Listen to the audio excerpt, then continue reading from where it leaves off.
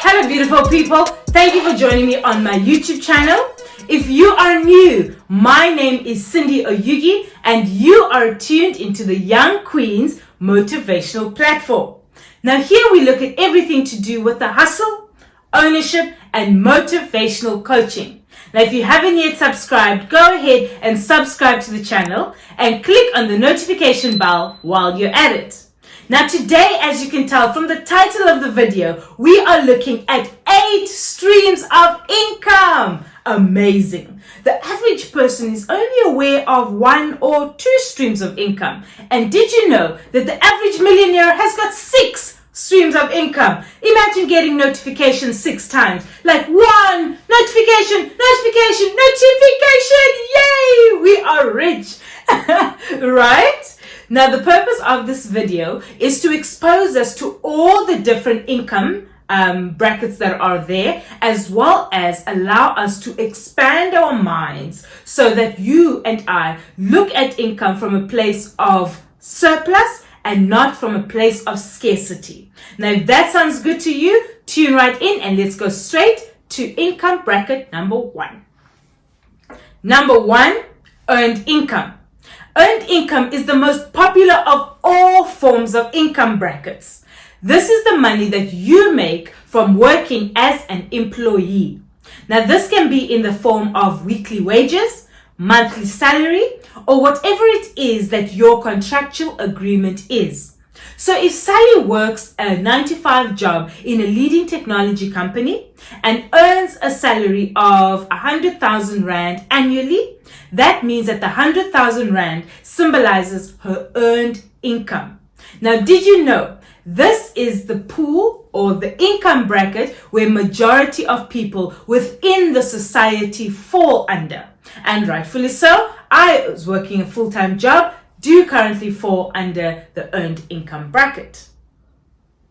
Number 2, profit income. Now, profit income is the money that is earned from the buying and selling of goods and services. Profit income is often experienced by businessmen. This can be on a large scale or even on a smaller scale. Now, if a businessman goes and buys a house for 500,000 Rand, does a few renovations and resells it back in the market for 900,000, that difference, profit income. Now, I haven't earned profit income on such a large scale, but I have on a much smaller scale. I have shared with you on previous videos how I really enjoy flipping deals, especially Black Friday deals, buying an items at a markdown price and then reselling it back beyond the price where it usually was or close to. Anything that I make on Black Friday sales, that is called profit income.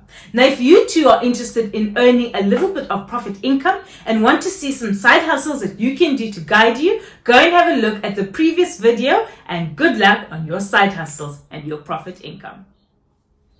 Number 3, interest income. Now, interest income is the amount of money that is gained from lending or borrowing money.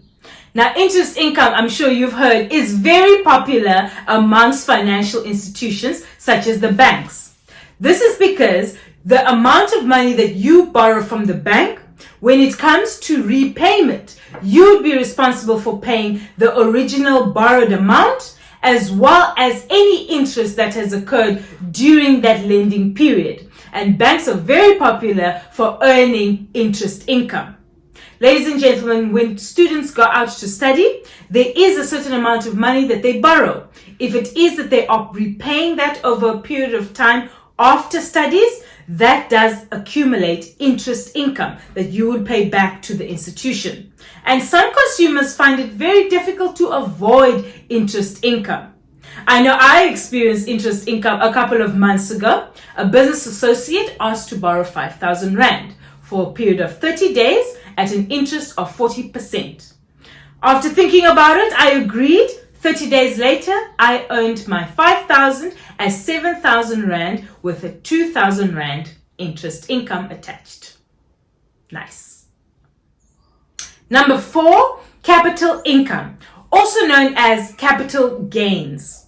Now, capital gains has to do with your assets increasing in value over a period of time. This can be either long-term or short-term. So in order for an asset to be considered as an asset, it needs to be able to increase in its value. So things like cars, fancy shoes, fancy phones, those are not assets. However, if we look at property or education or investments, those are all things that seem to appreciate in value and therefore are substantial enough to earn you a little bit of capital income. Number 5, dividend income. Now, dividend income is the amount of money that is gained from owning stocks within the stock market or within a particular company. Now, companies can do whatever it is that they want to with their profit. Some may choose to retain some or all of their income and use it for things like stocking up, paying off unnecessary debt, or revamping the business as a whole. Other companies may choose to take a portion of that income and distribute it even further amongst their shareholders. The distribution of that amongst the shareholders is what is known as dividend income that the shareholder would make. Number 6 is rental income. Now, as you can tell, rental income is the amount of income that is earned from renting out your properties to various tenants. Now, as a landlord, you do get to decide on the amount that you are charging as rent for that particular month. Most of the time, if you are still contracted with the bank, the tenant would pay you their rental income, and that rental income would go to the bank in form of a payment. Once it is that you have completed everything with the bank, the tenant is then able to pay you your stipulated rental income, and there's nothing to pay the bank any longer. Rental income is one of my favorite streams of income, and it is so because rent also increases on an annual basis. So the first year that you acquire your property and you are now renting it out to a potential tenant, you might not make anything because most of it will go to the bank. However, because of the annual rental increase that happens every year, you are able to start making smaller amounts for yourself, if you wish, from the balance that is left behind. So rental income is one that I would highly advise anybody who is able to go into the property market to start earning a stream of income in this area. Number 7, royalty income. Now, royalty income is the amount of money that you charge for somebody to be able to use your copyrighted work, natural resource, or even franchise. Anything basically belonging to you. Now, the awesome thing about royalty income is that they hold a lot of longevity. This means that you are able to make a lot of money in the form of royalties for a longer period of time. Celebrities often associate themselves with particular brands for collaboration in order for them to have this form of longevity where the brand would use their name and pay them royalties for this exposure. If it is that you have artists or singers that have different genres and these are used in any other sphere, that original artist of that product must receive a royalty income. What I personally love best about royalty income is the fact that it is legally binding. That means that you cannot escape from it, and there are legal implications for not releasing royalty income to someone when it is rightfully due. Number 8 is residual income. Residual income is the money that you continue to make long after the work is done. A good example of residual income is rent. So when it is that you have cleared all the funds that you owe the bank in terms of the initial principal debt, anything that you earn from a property thereafter is residual income. This is just money that is flowing your way continuously long after it is that you had made the primary investment. So there we go. Number 8 on our list is residual income.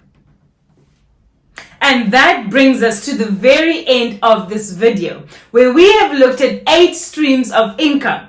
No longer are we bound to just 1 or 2, when we can see that there are so many more. I know I really want to get into royalties and earn royalties as a form of income. I wish that there was something that I could earn royalties for. If you have an income stream that you found to be really interesting, that you would love to work towards, then go ahead to the commentary section and let me know.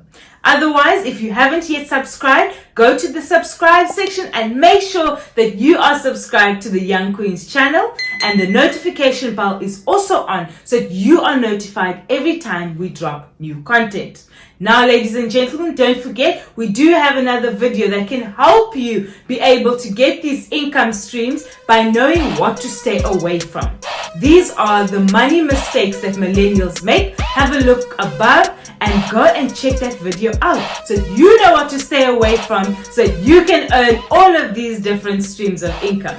But otherwise, for now, you keep well and keep safe, and I will see you on the next video. Bye.